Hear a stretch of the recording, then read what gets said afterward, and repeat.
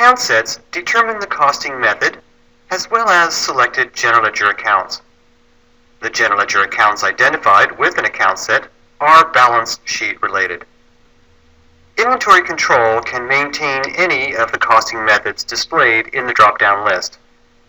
Moving average calculates the average cost as items are received, shipped, transferred, or adjusted. FIFO, first in, first out, or LIFO, last in, first out, keeps separate costing buckets for each receipt so the cost of the items can be maintained separately using the receipt bucket until the receipt bucket is fully exhausted. Standard cost indicates that inventory will use a specific cost for the item when it is sold, regardless of the actual item cost. If the actual cost is different than the selling cost, the difference is sent to the cost variance account. Most recent cost tells the system to use the most recent purchase price for the item when it is sold, and user-specified cost prompts for the cost when the item is sold. Only non-stocked items can use the user-specified costing method. Account sets also determine selected general ledger accounts. The inventory control account maintains the value of inventory in stock and increases when items are received and decreases when items are sold.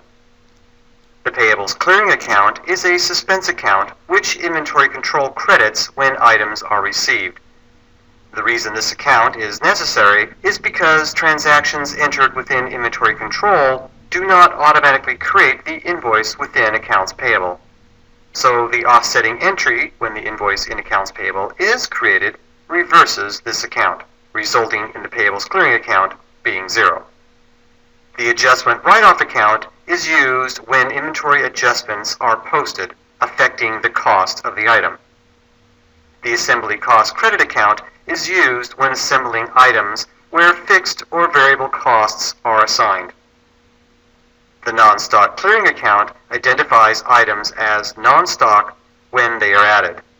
This account is credited when non-stock items are shipped. The transfer clearing account is used if an additional cost value is entered when performing transfers. The shipment clearing account is debited when performing shipments instead of the cost of goods sold account. The reason for this is because the shipment and invoicing functions are separate within order entry. When a shipment is invoiced, the cost of goods sold account gets assigned to the transaction, and a reverse is made to the shipment clearing account. The disassembly expense account is used if a cost is entered during the disassembly process of a previously assembled master item. And finally, the physical inventory adjustment account is an expense account that balances the change in inventory value when quantity corrections are posted during a physical inventory count routine.